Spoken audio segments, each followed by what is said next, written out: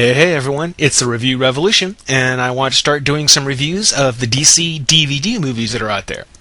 Now, even though my video software is pretty simple, I at least want to start to try, and if anyone can suggest any decent video capturing software, let me know. For now, I want to take a look at the Superman and Batman Public Enemies, a DVD based off the comic storyline of the same name, and the source material for a lot of what actually happened in the Justice League Unlimited Season 1. First off, I want to point out that Tim Daly and Kevin Conroy both returned from the original Superman and Batman animated shows as the lead heroes. Cece Powers returns as Amanda Waller, as well as Clancy Starship Trooper Zim Brown back as Lex Luthor. So right off the bat, we've got the actors that fall right back into characters they know and the ones that we recognize. Now, if that wasn't enough, the movie is also packed with both heroes and villains of all kinds. Metallo, Silver Banshee, Bane, Copperhead, Black Manta, Grodd, Nightshade, Giganta, Cinder, Deadshot, Eclipso, Icicle, Captain Cold, Mr. Freeze, and a very nicely done Killer Frost. The heroes include Captain Atom, Starfire, Black Lightning, Power Girl, Captain Marvel, Hawkman, and believe it or not, Major Force. Yeah, the guy who invented refrigerated girlfriends. See Kyle Rayner's early adventures on that one. Trust me, there's a reason for him to be with these guys. Now, I'd say a good percentage of the Public Enemy story was lifted and then tweaked to fit the Justice League Unlimited Season 1. Luthor is president, but now there isn't the superhero Cold War, though there is a certain touch of that in the story, but rather a huge kryptonite meteor is the peril that threatens the Earth.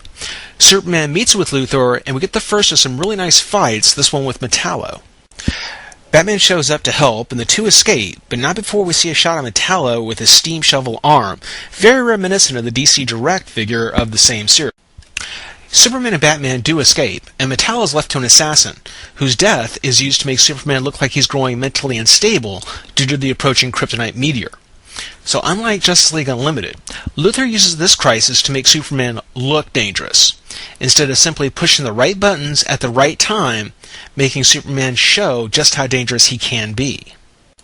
So from there, the movie gives us plenty of action between both heroes and villains, and even heroes versus heroes, as the meteor grows ever closer. It's great action.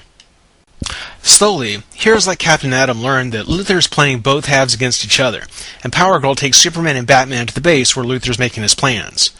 From about here, the story loses most of the elements from the Justice League Unlimited, except for one last fight between Captain Marvel and Superman. I can see why they couldn't resist putting this match in the series.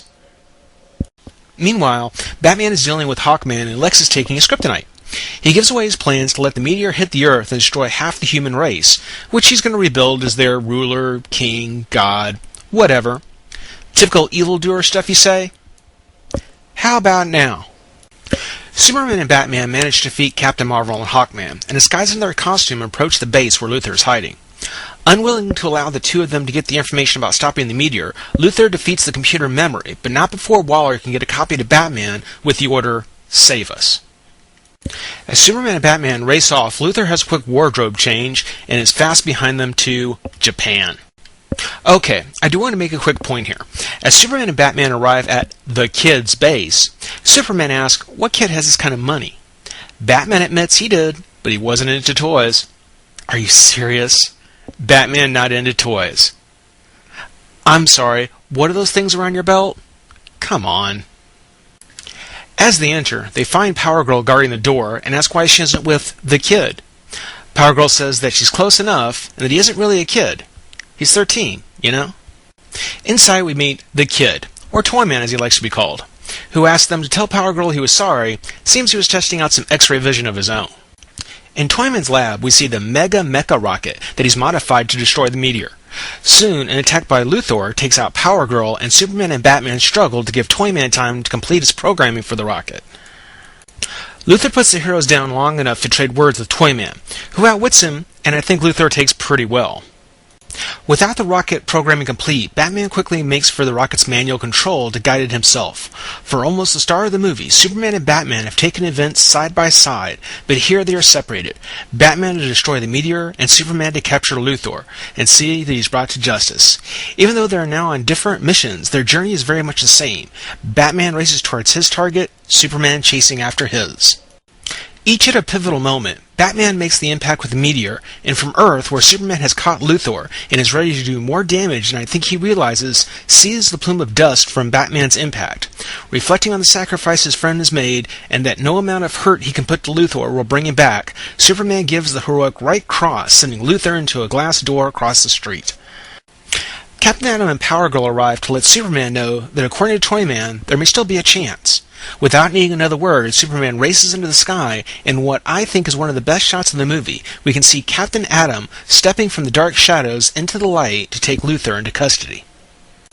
In space, Superman finds the shuttle Batman has managed to survive in. Guiding the ship to Earth, across the city of Metropolis to a rooftop, Batman emerges to join Superman to see the crowd of people cheering their heroes. We see Luthor taken away by authorities, muttering something about being president, and as the sun slowly rises over the city, Batman disappears just as a helicopter arrives to drop off Lois Lane. The final shot is of Superman with the girl. All is as it should be. Like with most other DVDs, the second disc has some nice documentaries, interviews, and previews of upcoming projects. As a fan, I've watched them several times. If you're not a behind-the-scenes type, don't worry. Bruce Timm, the man who put most of the DC DVDs together, has his picks from the Superman animated TV series. The first episode, The Demon Reborn, is mainly a Batman story being told with Superman as the main hero.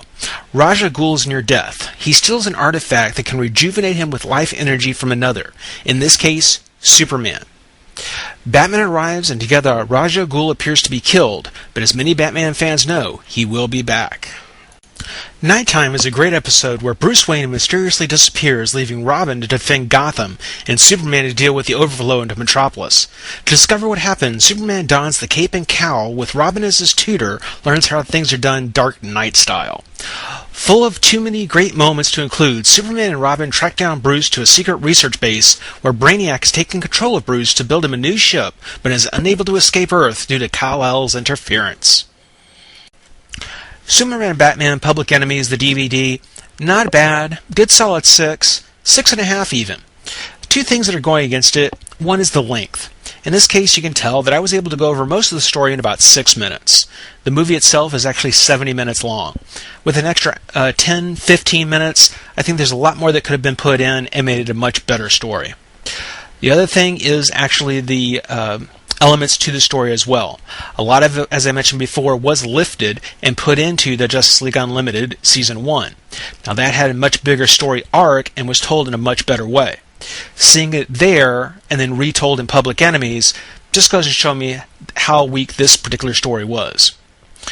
The bonus material, the 2 animated episodes, I'd say definitely brings up the score and makes it worth owning. Why did I do Public Enemies? Well, it turns out that the next set of figure reviews that I'm going to be doing is the Toys R Us exclusive Superman and Batman Public Enemies, or the Cinder line. Now there's some things that we'll be talking about when we go over that, but for now, I certainly appreciate you watching. Rate, comment, subscribe, join the revolution, and we'll see you then. Bye-bye.